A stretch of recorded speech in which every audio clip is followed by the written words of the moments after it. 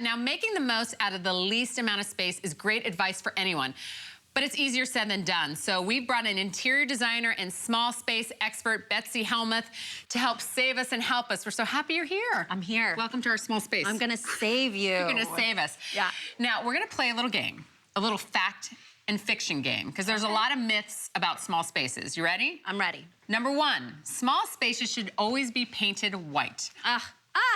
Fiction. I have all my walls white because I feel like it leaves it open.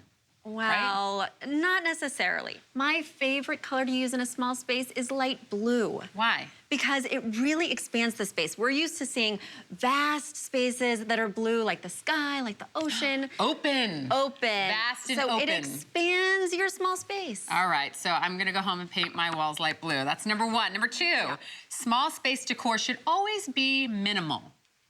Fiction. Fiction. Why? Yes, you can live with the same number of items as someone in a normal or mid-size home. Really? Yes, just do it differently. Choose lighter pieces. Go for glass, acrylic, things that leave more visual room. I have lucite. Open, because it's open airy. I'm using the vast concept. Kid-friendly. Kid-friendly. Yeah. Key when it comes to small spaces. And it's a great trend for 2017, lucite. Very cool. Okay, and final question for you. Small space sofas should always have higher legs. Fact. Fact. Okay, what does that mean? I love leggy upholstery in a small space. So your armchairs, your sofas, when they're on legs, they feel less bulky than ones that go all the way to the ground. So we don't want squatty furniture. Yeah. So speaking of the space, tell us about our small space here. It is filled with great pieces, but my problem is the proportion, the layout.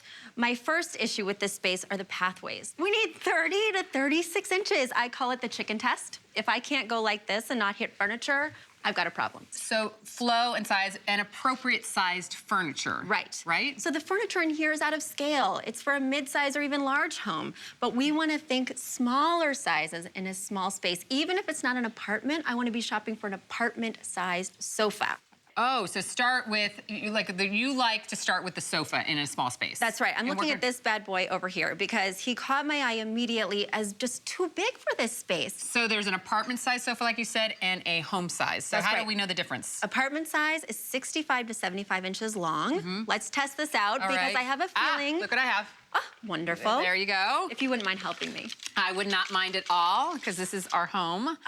Just as I suspected, this is a standard sofa for a normal size space at 80 to 95 inches long. This one's 83. So we're getting this one out of our space, right? Out of here. So what are the questions to ask when picking the right sofa?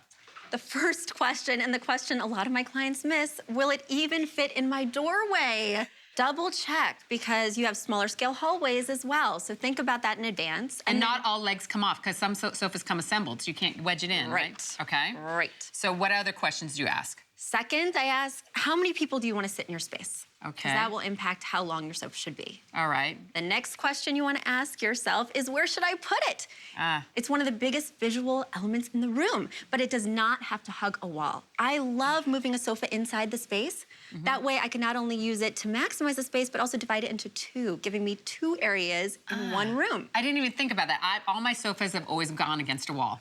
All right, Betsy, we're gonna put you to work. You're gonna get your chicken arms to see the flow. I'm in it. You're in it to win it. You're gonna make some changes that are gonna have a huge impact to this tiny space. I'm gonna transform it. All right, I can't wait to see what you got up your sleeve. While she gets to work over here, let's go to Yvette with a look at a really cool way to deal with small spaces. Yvette?